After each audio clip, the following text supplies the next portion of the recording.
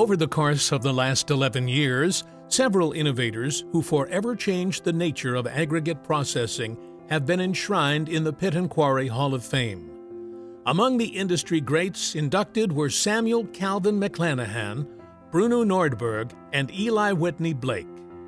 Now, the name Louis Johnson will forever endure alongside these Hall of Famers who shaped crushing, screening, conveying, and washing for aggregate producers. Johnson's industry-changing contributions impacted crushing and screening for the better, and Johnson was also a key figure in the advancement of portable plants, credited with developing the roller cone, roller-bearing cone crusher and inventing the triple-shaft horizontal screen. Johnson built LJ Manufacturing into a world leader in rock processing equipment.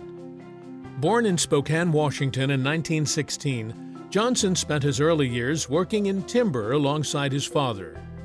The work he took on was treacherous, involving tasks such as toppling 250-foot trees and navigating primitive logging roads that would scare the daylights out of most people today. By 1937, however, Johnson found a new path, following the purchase of a gravel plant in Glenwood, Oregon. In the years that followed, Johnson and his father focused on gravel production, not machinery manufacturing. But the experience provided Johnson opportunities to tinker with rock crushers from manufacturers such as Simons and Telsmith. Johnson was pulled away from the gravel plant during World War II, enlisting in the Navy, but the crusher bug had already bitten him by that time. He began conjuring images of his own crusher, a design that could address some of the drawbacks of that era's crushers. 2 years after the war ended, Johnson established LJ alongside his wife Anne, whom he married in 1946. Together, the two worked long hours to build LJ into a viable business, with an apartment that was part of the company's original office. In the decades that followed, Johnson's roller cone roller-bearing cone crusher took off, as did the triple-shaft horizontal screen. Today, Johnson's designs are still integral to the crushing and screening of aggregates, as several leading manufacturers offer versions of his models.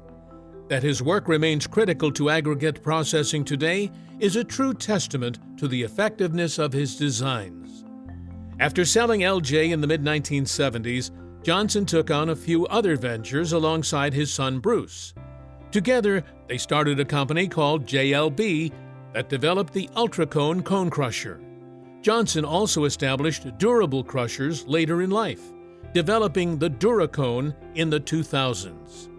An avid golfer, Johnson also started a venture called Forward Golf, fabricating custom golf clubs in the 1980s.